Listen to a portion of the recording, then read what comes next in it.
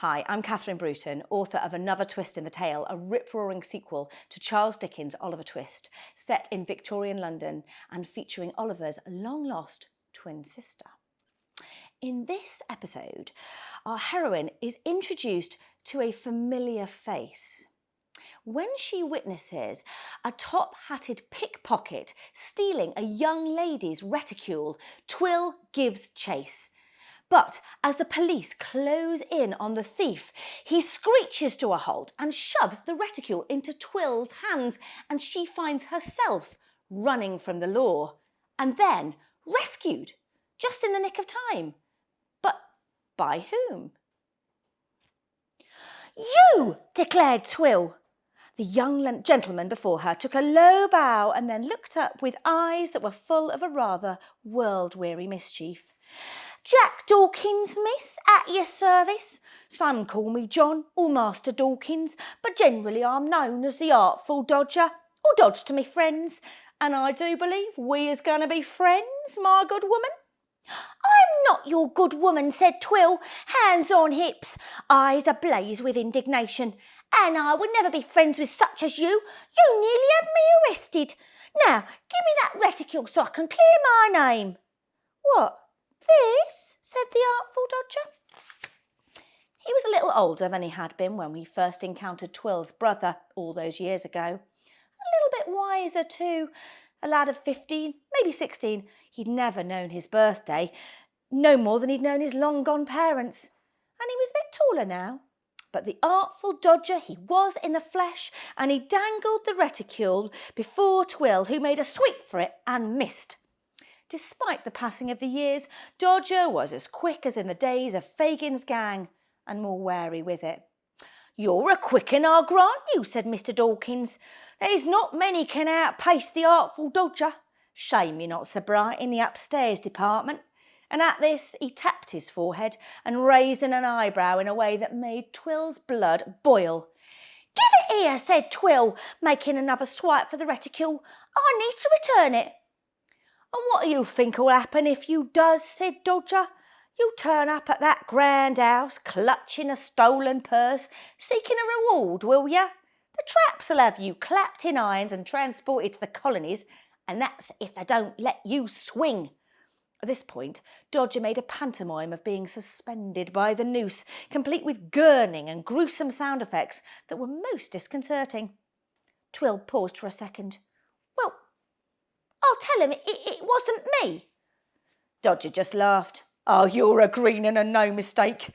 Wouldn't have thought it, 'cause you got a good pair of legs on you, though your knowledge of the area ain't quite what it needs to be for this line of work. You was lucky I was there to rescue you." "Rescue me? Of all the nerve! You're the reason I was in so much trouble." "Gammon and spinach," said the Dodger, who was, in truth, rather enjoying this encounter with the fair-headed maiden. "What's the difference between a rescue and a peaching job between friends? And you got to admit you'd have been in a fix without me." "I got to admit no such thing," said Twill. "And if you don't mind, I'll be leaving now." "Oh. Got better places to be, have you?" said Dodger, with an ironic smile. "I wouldn't go out there just yet. They'll have peelers stationed all around on the lookout for you, my flesh companion. No, you best stay here till it gets dark. Don't fret your eyelids. Dodger'll take care of you." Twill looked outraged, but she didn't dare go out and risk arrest. "What's your story then?" asked the Artful Dodger, leaning back against a pile of old crates and surveying Twill with keen interest. There was something familiar about the girl now that a shaft of light fell down through the cellar door and caught her face in a golden glow. Dodger, he couldn't quite place it, but he was sure he'd seen her somewhere before. "Story?" Dodger produced a large spotted handkerchief from within his capacious jacket, from which he unwrapped to reveal a length of cold sausage, and the smell hit Twill's nostrils and her stomach growled with hunger. "Who are you? What's your name? Where you from?" "Well, you first." "Well, I'm pretty much famous, me," declared Jack Dawkins, removing a small pearl-handled knife from his waistcoat pocket and slicing off a piece of sausage, which he held tantalisingly just out of Twill's reach. "You've heard of the orphan, Oliver Twist, I suppose. Twill had heard of the tale. She and the Camberwell Grove kids had sometimes played it out in the street.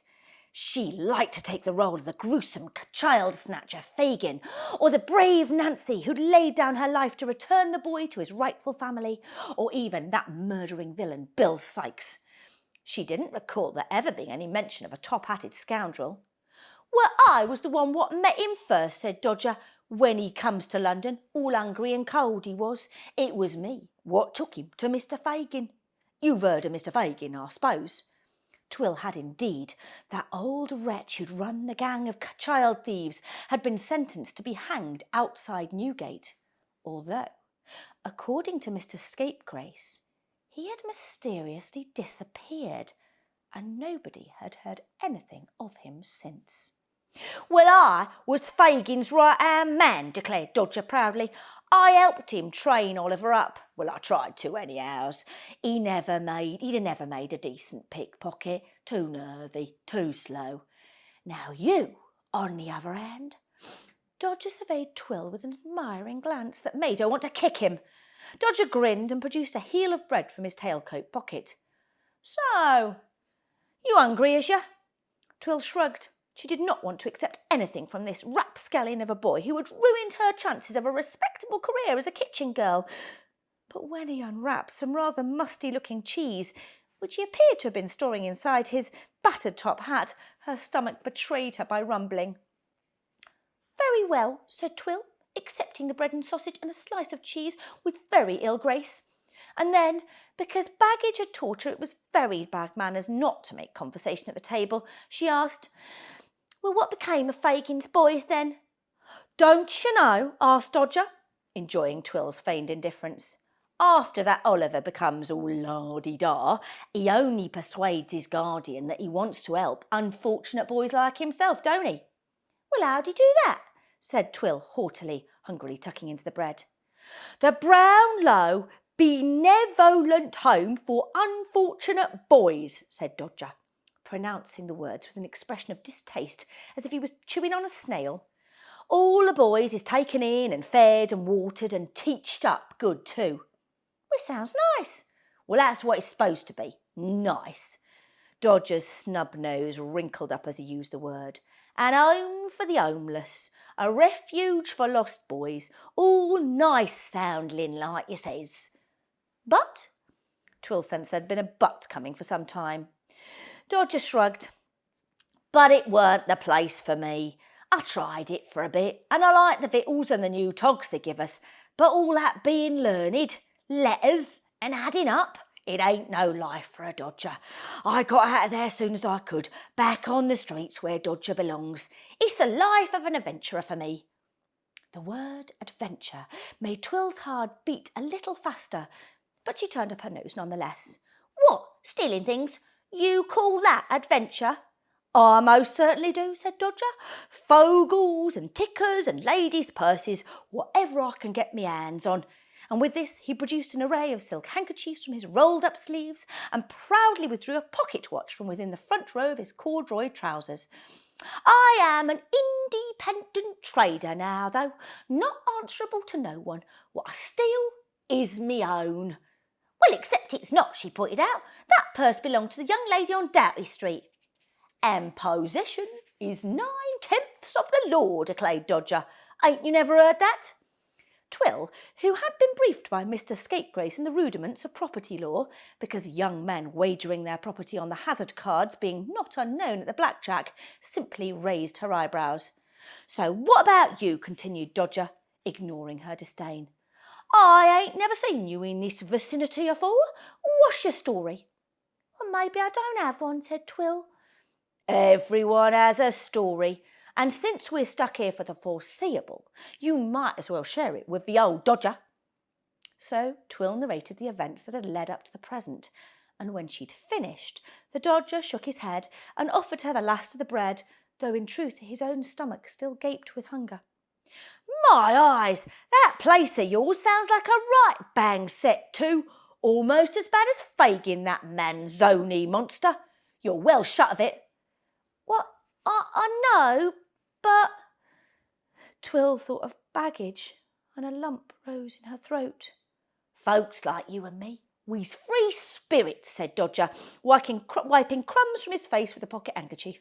"We don't take to being shut up in institutions and the like." Twill just sniffed and couldn't quite look him in the eye. "You haven't got nowhere to kip tonight, am I right?" said Dodger, guessing the truth in an instant. "Here, I got an idea. I am going to introduce you to some acquaintances of mine what might be able to assist you." Twill looked up, hopefully. "But first, we got to get out of here without the rozzers catching you," said Dodger. "Hey, it's lucky you got me to help, innit?"